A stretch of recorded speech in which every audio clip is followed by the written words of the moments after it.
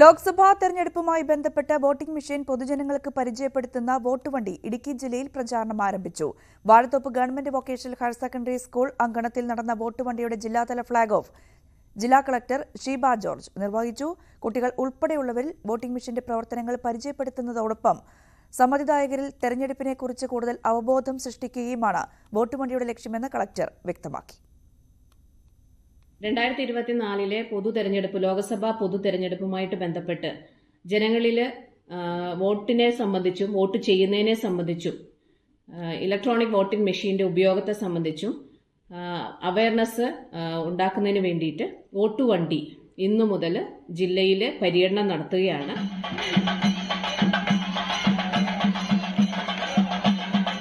ജില്ലാ കളക്ടറോടൊപ്പം സ്കൂളിലെ വിദ്യാർത്ഥികളും അധ്യാപകരും ചേർന്ന വാദ്യമേളങ്ങളുടെ അകമ്പടിയോടെ വോട്ടുവണ്ടി സ്വീകരിച്ചു.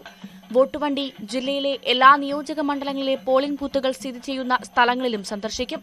ഇതോടൊപ്പം സംക്ഷിപ്ത വോട്ടർ പട്ടിക പുതുക്കൽ 2024 ഭാഗമായുള്ള അന്തിമ വോട്ടർ പട്ടികയുടെ പ്രസിദ്ധീകരണവും ജില്ലാ കളക്ടർ നിർവഹിച്ചു. ഇടുക്കി ജില്ലയിലെ 18 86 നമ്പർ ബൂത്തുകളിലെ ബൂത്ത് ലെവൽ ഓഫീസർമാർക്ക് നൽകിയായിരുന്നു ചടങ്ങ്.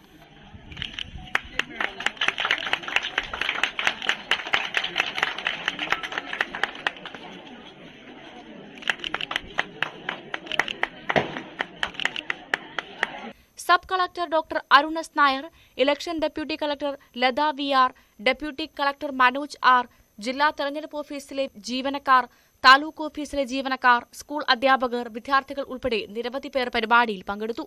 ന്യൂസ് 18 ഇടുക്കി.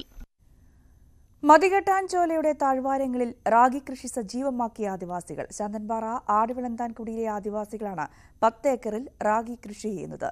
തരിശായി കിടന്ന ആടിവിളന്താൻ മൊട്ടക്കുന്നുകളിലെ റാഗി കൃഷി മനോഹര കാഴ്ച കൂടിയാണ്.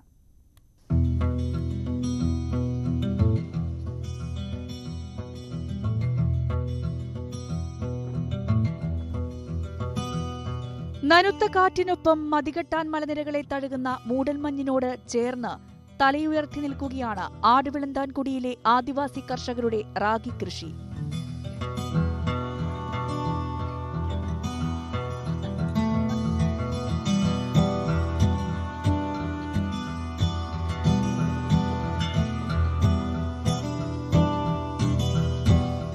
കുടിയിലെ ഗോത്ര സമൂഹമാണ് 10 ഏക്കറിലധികം വരുന്ന മലനിരകളിൽ റാഗി കൃഷി ചെയ്യുന്നത്.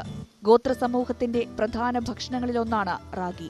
നമുക്ക് വളരെ നല്ല നിലയ്ക്കാണ് ഇവിടെ റാഗി കൃഷി ഇപ്പോൾ നടത്തിയിട്ടുള്ളത്.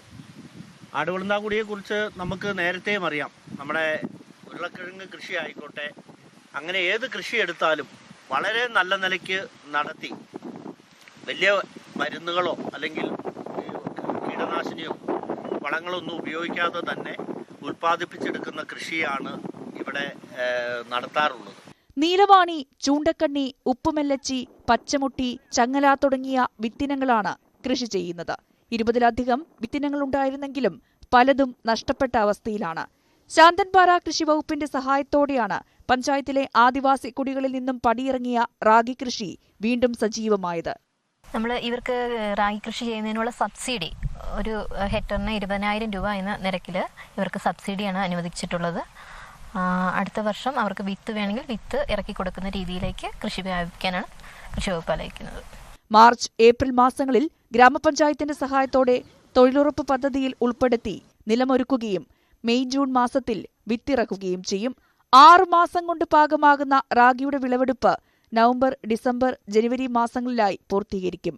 കുടിയിലെ ഭക്ഷണാവശ്യങ്ങൾക്ക് മാത്രമായിട്ടാണ് നിലവിൽ കൃഷി ചെയ്തു വരുന്നത്. ഈ വർഷം മുതൽ വാണിജ്യാടിസ്ഥാനത്തിൽ കൃഷി ചെയ്യാനാണ് കർഷകരുടെ തീരുമാനം. ന്യൂസ് 18 ഇടുക്കി.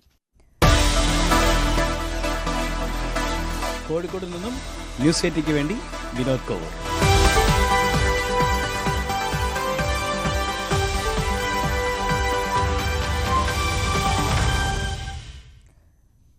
സമ്മിശ്ര കൃഷിയിലൂടെ സ്വപ്നം യാഥാർത്ഥ്യമാക്കാനുള്ള പരിശ്രമത്തിലാണ് 2 പതിറ്റാണ്ട് കാലം വിദേശത്ത് ജോലി ചെയ്തു മടങ്ങിയെത്തിയ കോതമംഗലം സ്വദേശി ഹംസ.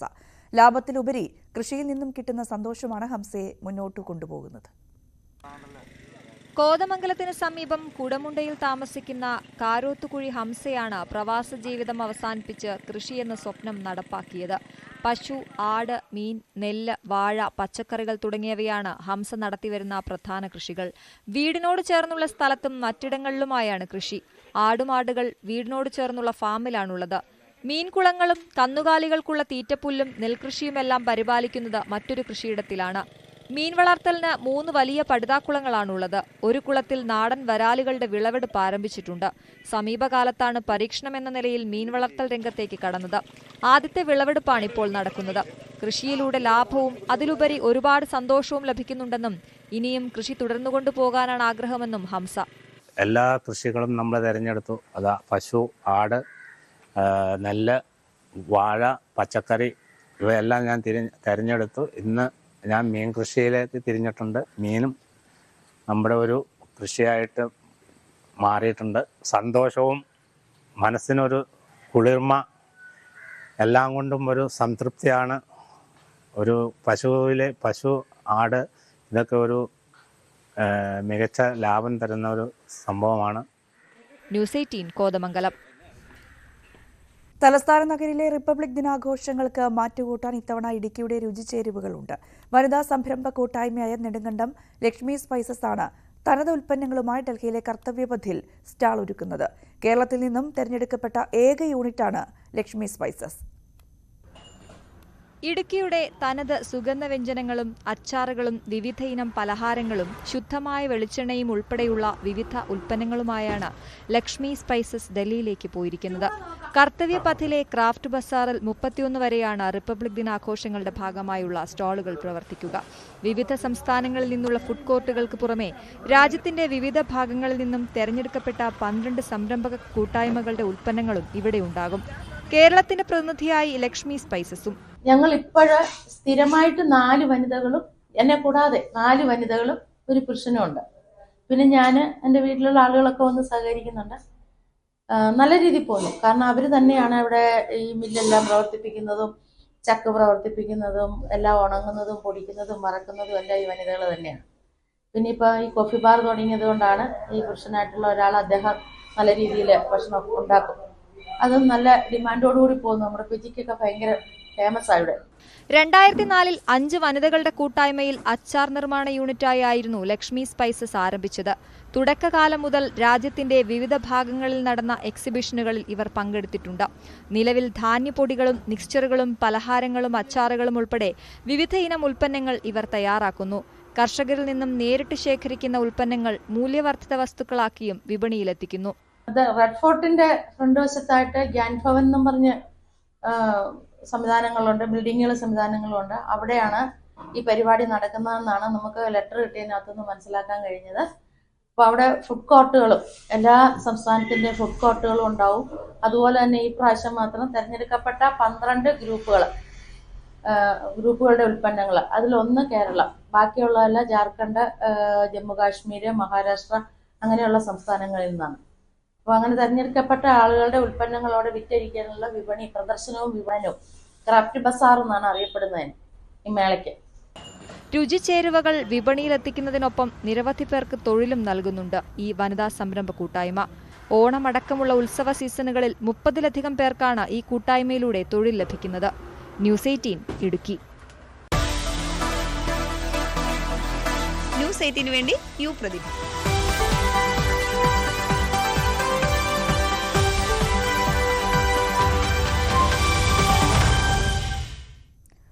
പള്ളിവാസൽ പഞ്ചായത്ത് പരിധിയിൽ വരുന്ന പോതമേട് മാലിന്യത്താൽ നിറയുകയാണ്. റോഡിന് ഇരുവശവും മാലിന്യം ചിതറിക്കിടക്കുകയാണ്. ഇവിടെ മാലിന്യം ശേഖരിക്കാനും നീക്കം ചെയ്യാനും നടപടി ഉണ്ടാകണമെന്നാണ് നാട്ടുകാരുടെ ആവശ്യം.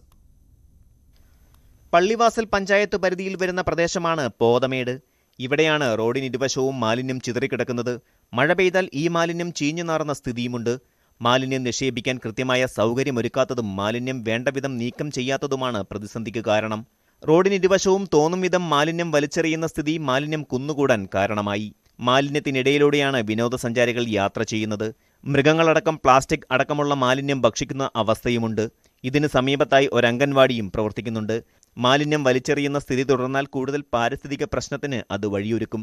കൃത്യമായി ഇവിടെ മാലിന്യം ശേഖരിക്കാനും നീക്കം ചെയ്യാനും നടപടിയുണ്ടാകണമെന്നാണ് ആവശ്യം.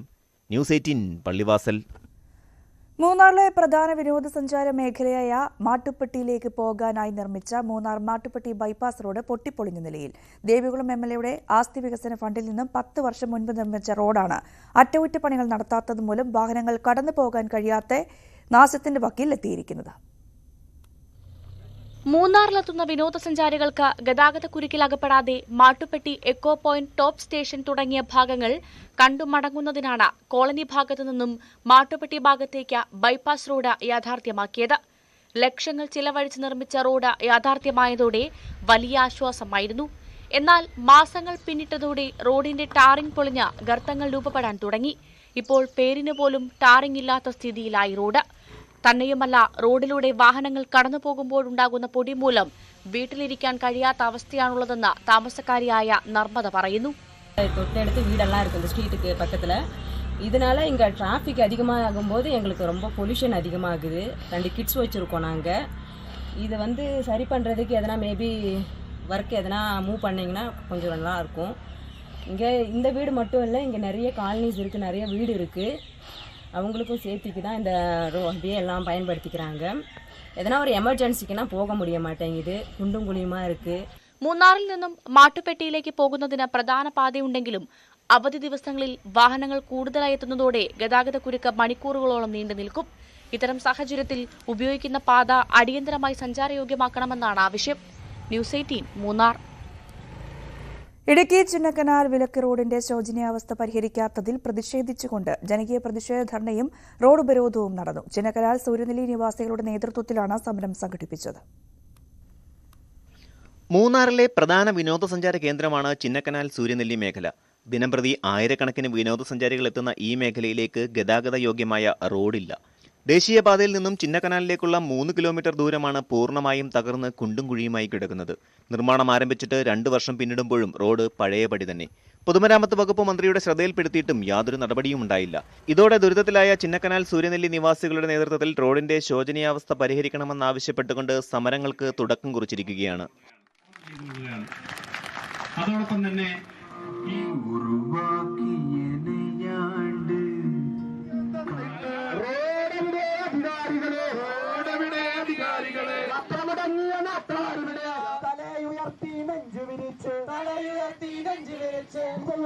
ചിന്നക്കനാൽ റേഷൻ കടയ്ക്ക് സമീപത്തെ കലിങ്കിന്റെ നിർമ്മാണം പാതി വഴിയിൽ ഉപേക്ഷിച്ചതിനാൽ വാഹനയാത്രക്കാർക്ക് അപകട ഭീഷണി ഉയർത്തുന്നു.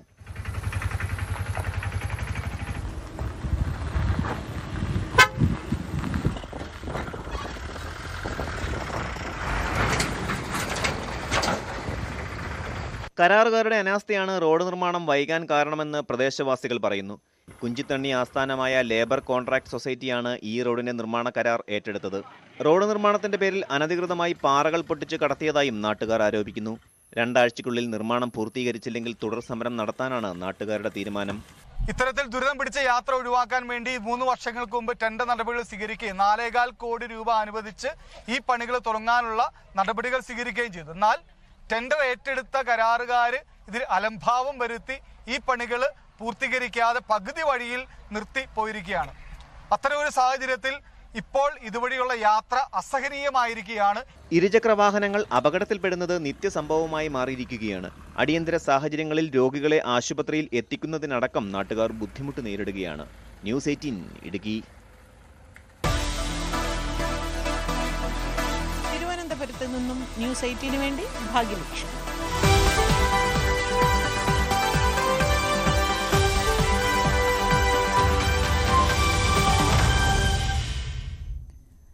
മൂന്നാറിൽ മാലിന്യ നിർമ്മാർജ്ജന പ്രവർത്തനങ്ങളുമായി സഹകരിക്കാത്ത 5 സ്ഥാപനങ്ങൾക്കെതിരെ നടപടി. മാലിന്യം തിരിച്ചു നൽകാത്തതിനെതിരെയാണ് മൂന്നാർ ഗ്രാമപഞ്ചായത്ത് നടപടിയെടുത്തത്. മാലിന്യങ്ങൾ തരം തിരിച്ചു നൽകണമെന്ന് നിരന്തരമായ നിർദ്ദേശങ്ങൾ അവഗണിച്ച് മാലിന്യങ്ങൾ കൂട്ടിക്കലർത്തി നൽകിയതിനാണ് മൂന്നാർ ഗ്രാമപഞ്ചായത്ത് 5 സ്ഥാപനങ്ങൾക്കെതിരെ നടപടിയെടുത്തത്. മൂന്നാർ ഗ്രാമപഞ്ചായത്ത് സെക്രട്ടറി KN സഹജനാണ് നേരിട്ട് കണ്ട് ബോധ്യപ്പെട്ടതിനെ തുടർന്ന് നടപടിയിലേക്ക് നീങ്ങിയത്.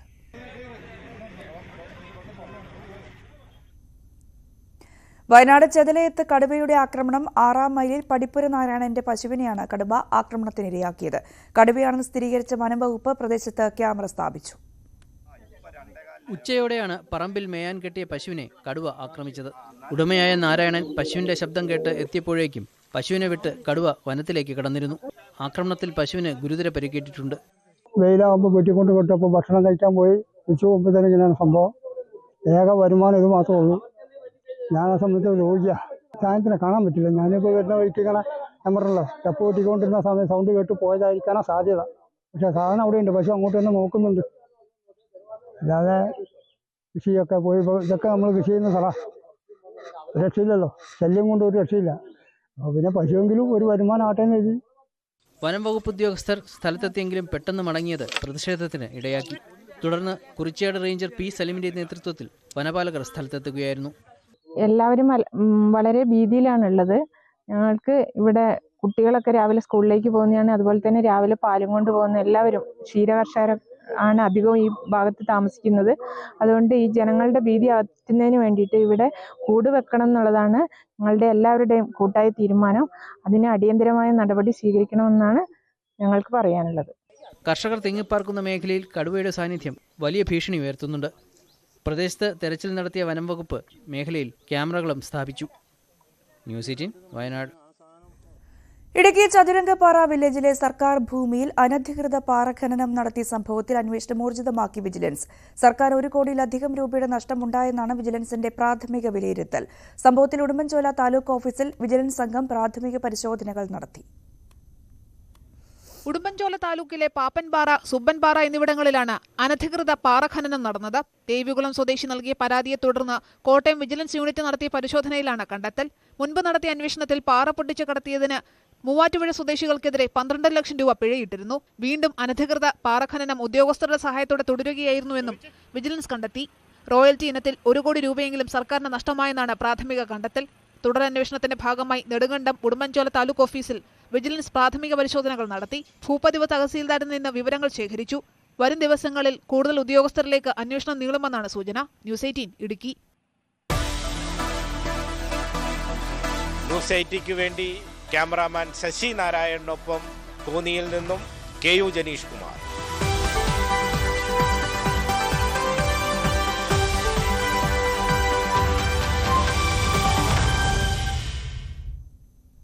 സംസ്ഥാനത്തെ സർക്കാർ ജീവനക്കാരിൽ ഒരു വിഭാഗം ഇന്ന് പണിമുടക്കും. പ്രതിപക്ഷ സംഘടനകളുടെ നേതൃത്വത്തിലാണ് പണിമുടക്ക്. 6 ഗഡു DA അനുവദിക്കുക, ലീവ് സറണ്ടർ പുനഃസ്ഥാപിക്കുക, ശമ്പള പരിഷ്കരണ കുടിശ്ശിക അനുവദിക്കുക, മെഡിസെപ് അപാകതകൾ പരിഹരിക്കുക, വിലക്കയറ്റം തടയുക തുടങ്ങി വിവിധ ആവശ്യങ്ങൾ ഉന്നയിച്ചാണ് പണിമുടക്ക്. സെക്രട്ടേറിയറ്റ് ജീവനക്കാരും പണിമുടക്കിൽ പങ്കെടുക്കുമെന്ന് കോൺഗ്രസ് അനുകൂല സെക്രട്ടേറിയറ്റ് ആക്ഷൻ കൌൺസിൽ അറിയിച്ചു. അതേസമയം പണിമുടക്കിൽ പങ്കെടുക്കുന്ന ജീവനക്കാർക്ക് സർക്കാർ ഡയസ്നോൺ പ്രഖ്യാപിച്ചു. അധ്യാപകർ ഉൾപ്പെടെയുള്ള ജീവനക്കാർക്ക് അടിയന്തര ഘട്ടത്തിലല്ലാതെ അവധി അനുവദിക്കരുത് എന്ന് ചീഫ് സെക്രട്ടറി പുറത്തിറക്കിയ ഉത്തരവിൽ പറയുന്നുണ്ട്. കേരളം കണ്ട ഏറ്റവും വലിയ സാമ്പത്തിക തട്ടിപ്പുകളിലൊന്നാണ് ഹൈറിച്ച് തട്ടിപ്പ് കേസ്. 1600-ലധികം രൂപയുടെ തട്ടിപ്പ് നടന്ന കേസിൽ പോലീസിന് പുറമെ EDയും പിടിമുറുക്കുകയാണ്. ഓൺലൈൻ വ്യാപാര കമ്പനി ഹൈറിച്ചിന്റെ ഉടമയുടെ ഓഫീസിലും വീട്ടിലും ED റെയ്ഡ് നടത്തി. 100 കോടിയോളം രൂപ ഹവാല വഴി വിദേശത്തേക്ക് കടത്തിയെന്ന കേസിലായിരുന്നു റെയ്ഡ്. റെയ്ഡിന് തൊട്ടുമുമ്പാണ് കമ്പനി MD KD പ്രതാപനും ഭാര്യയും കടന്നു കളഞ്ഞതായി വിവരം ലഭിച്ചത്. തൃശൂർ ആസ്ഥാനമായി പ്രവർത്തിക്കുന്ന ഹൈറിച്ച് കമ്പനി നടത്തിയത് 1630 കോടി രൂപയുടെ തട്ടിപ്പാണെന്ന് നേരത്തെ പോലീസ് റിപ്പോർട്ടിൽ സൂചിപ്പിച്ചിരുന്നു. ഓൺലൈൻ ഷോപ്പിംഗിന്റെ മറവിൽ മണി ചെയിൻ തട്ടിപ്പാണെന്നാണ് തൃശൂർ കോടതിയിൽ പോലീസ് നൽകിയ റിപ്പോർട്ടിൽ പറഞ്ഞിരുന്നത്. ഇത് കേരളം കണ്ട ഏറ്റവും വലിയ മണി ചെയിൻ തട്ടിപ്പാകാൻ സാധ്യതയുണ്ടെന്നും ക്രിപ്റ്റോ കറൻസി ഇടപാടടക്കം നടത്തുന്ന അനുബന്ധ സ്ഥാപനങ്ങളും കമ്പനിക്കുണ്ടെന്നും പോലീസ് റിപ്പോർട്ടിലുണ്ടായിരുന്നു. കമ്പനി MD KD പ്രതാപന്റെ ഓഫീസിലും വീട്ടിലുമാണ് ED റെയ്ഡ് നടത്തിയത്. നിരവധി രേഖകൾ പിടിച്ചെടുത്തെന്നാണ് സൂചന. വീട്ടിലെ ED റെയ്ഡിന് തൊട്ടുമുൻപ് KD പ്രതാപൻ, ഭാര്യയും കമ്പനി സിഇഒയുമായ ശ്രീന പ്രതാപൻ, ഡ്രൈവർ ശരൺ എന്നിവർ ജീപ്പിൽ കടന്നുകളഞ്ഞു. റെയ്ഡ് വിവരം ഇവർക്ക് ചോർന്നു കിട്ടിയതായാണ് സംശയം. ഇവർക്കായി സംസ്ഥാന വ്യാപകമായി ജാഗ്രതാ നിർദ്ദേശം നൽകാൻ ED ഉദ്യോഗസ്ഥർ പോലീസിനോട് ആവശ്യപ്പെട്ടു. ഹൈറിച്ച് കമ്പനി 100 കോടി രൂപയോളം ഹവാല ഇടപാട് വഴി വിദേശത്തേക്ക് കടത്തിയെന്ന പരാതിയിലായിരുന്നു EDയുടെ പരിശോധന. വടക്കാഞ്ചേരി മുൻ MLAയും കോൺഗ്രസ് നേതാവുമായ അനിൽ അക്കരെയാണ് ഇവർക്കെതിരെ പരാതി കൊടുത്തത്. സ്ഥാപനം 126 കോടി രൂപയുടെ നികുതി വെട്ടിപ്പ് നടത്തിയതായി നേരത്തെ GST വകുപ്പും കണ്ടെത്തിയിരുന്നു. ന്യൂസ് 18 തൃശൂർ. കൽപ്പറ്റയിൽ നിന്ന് ന്യൂസ് 18 ടീമിനോടൊപ്പം T Siddique M L A.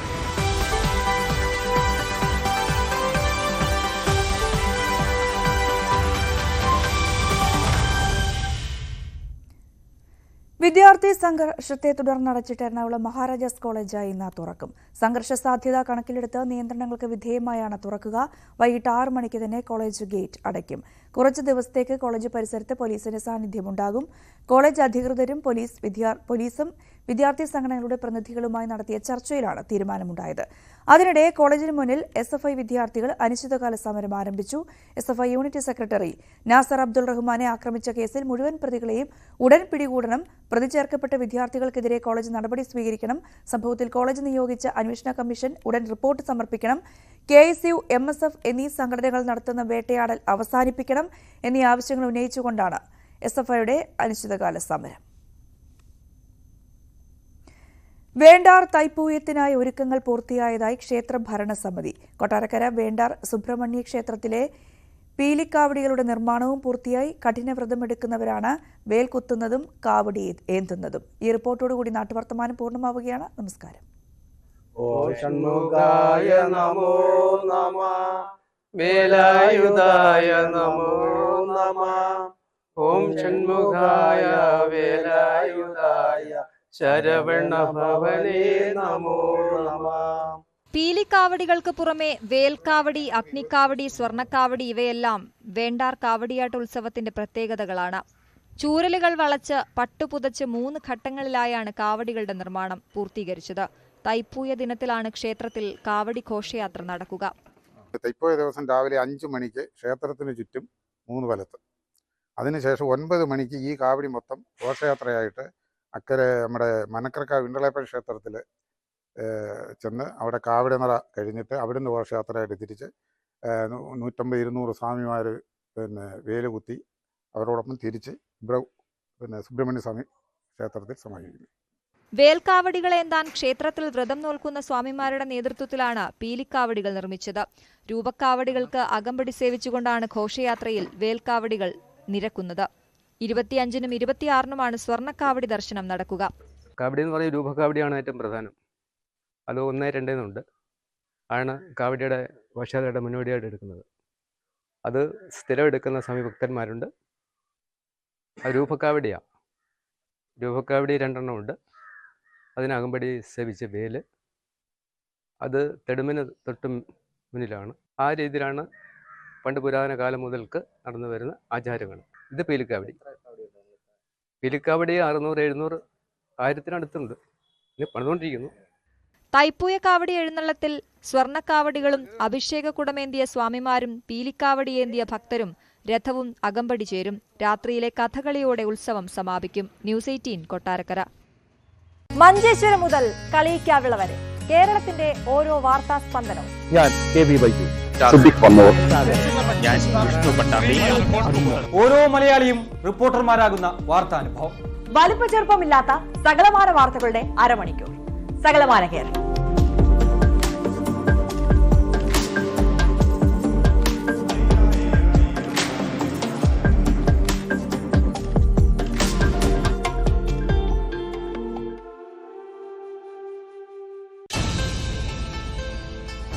Nikhil എന്ന ചേട്ടച്ചൻ. അനിയന് ഓട്ടിസമാണ്. അപ്പം വീട്ടിൽ എനിക്ക് അച്ഛനില്ല, അച്ഛൻ മരിച്ചു. അപ്പം വീട്ടിൽ അമ്മയേ ഉള്ളൂ. അമ്മയ്ക്കും ഇപ്പം അസുഖങ്ങൾ കുറച്ച് കാര്യങ്ങളൊക്കെ ഉണ്ട്. വീട്ടിൽ അങ്ങനെ നോക്കാനോ ആരും സഹായിക്കാനോ അല്ലെ കൂടെ വയ്ക്കാനോ ആരും ഒന്നുമില്ല. അപ്പം ഞാനാണ് എല്ലാം വീട്ടിലെ കാര്യം നോക്കണം. പ്രേക്ഷക ഹൃദയങ്ങളിലേക്ക് ന്യൂസ് 18 വാർത്ത. ഭക്ഷണം അപ്പു തന്നെ കഴിക്കും? അല്ല, ഞാൻ തന്നെ കൊടുക്കണം. അപ്പുവിന് ടോയ്ലറ്റിന്റെ കാര്യങ്ങളാണെങ്കിലും അവന്റെ പ്രൈവറ്റ് ആയിട്ടുള്ള കാര്യങ്ങൾ അത് ഞാൻ തന്നെ ചെയ്തു കൊടുക്കണം. അപ്പുവിനെയും അമ്മയെയും ചേർത്തു പിടിച്ച് കേരളം. ഞാൻ പുണ്യം ചെയ്യണം എനിക്കിങ്ങനെ ഒരു മകനെ കിട്ടിയതുകൊണ്ട്. എനിക്ക് ഇത്രയും ആൾക്കാരുടെ റെസ്പോൺസിൽ എനിക്ക് എല്ലാവരുടെ അടുത്തും ഒരു കൂട്ടുകൈ മാറും.